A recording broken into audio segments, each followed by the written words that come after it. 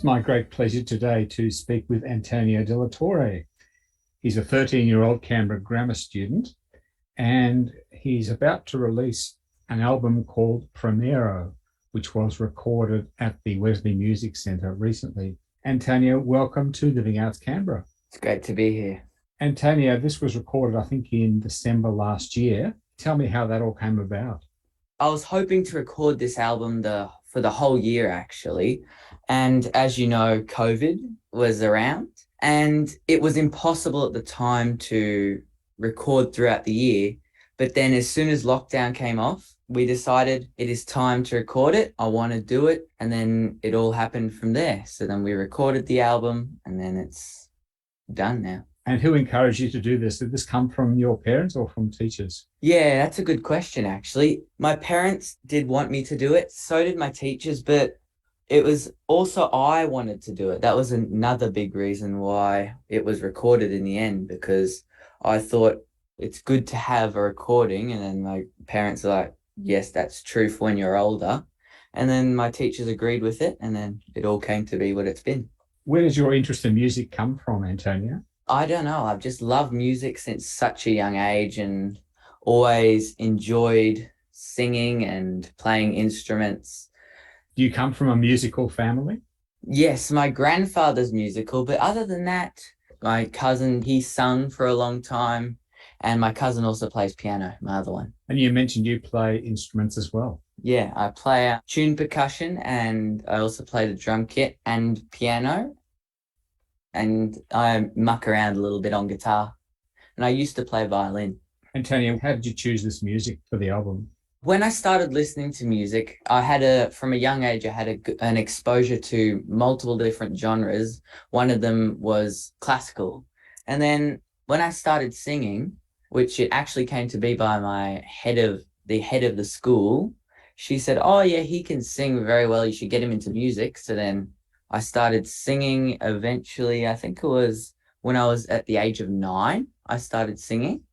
And I started with a jazz teacher who then said, oh, no, you should be doing classical because you have that kind of voice and it can help you establish the technique and actually get good technique. So then I went to my current voice coach and started singing classical and have enjoyed it ever since. And the pieces that you've chosen for this album? All of them except for 4 were ones that I've sung in the past. But then the other 4 were just ones that I'd heard and I really wanted to sing. Yeah, I've sung in a fair few Eisteddfods and they've been enjoyable. And it's always been great just to be on stage.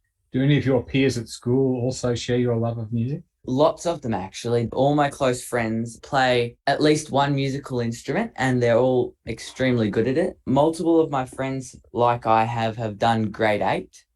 And we're currently working at theory together. You're a boy soprano. Your voice will break. Do you intend to continue singing once that happens? Yeah, it's actually started slowly changing. I've slightly lost a bit of the upper register, but I've gained, I think it's been like 2 or 3 octaves down the bottom. Very slowly it's been changing and still is. Do you know what you'll be singing as an adult? My teacher thinks probably a baritone, but then this morning, actually, she said to me, oh, you might actually become a baritone tenor. The actual natural range can be in between baritone and tenor, but can do the full range quite comfortably. This album's being released through Bandcamp. Yeah. It's actually also been pressed onto a 45 with 3 songs. And we've also got a CD that has also been pressed. Bandcamp you can go online for. Where will the CD and vinyl be available? It will be through Bandcamp as well, but you can also find links to it at antoniodeltorre.com. Are you planning to become a professional singer or do you have another career in mind as well?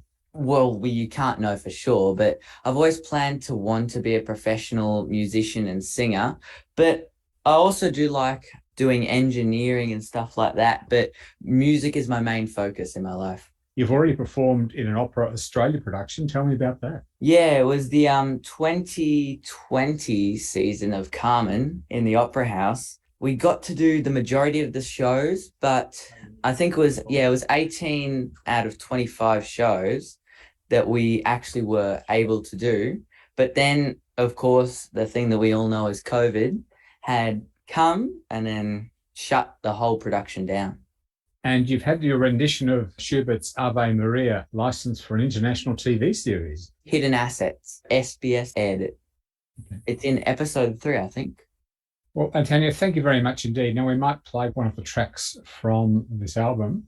La Damos Te, it's one that I've wanted to sing for a long time, actually. And it's a duet that I did with one of my friends, actually, at first. But then when it came to the album, Leonard Weiss did the arrangement for it to be with a voice and a violin. You've worked with Lenny, who, of course, is involved with several other groups in Canberra. Yeah, that was very fun. He was the musical director, so he helped organize all the musicians and chose exactly who he wanted. Most of the pieces were actually rearranged for the album, so he was the one that arranged it. It was like a live album. The orchestra was playing behind me at the same time as I was singing. It was split between the church and the music center due to construction that they didn't tell us about, so we had to be moved on the day. Antonio de la Torre, thank you very much indeed, and best of luck with your career. Thanks, Richard. It's been great to be here.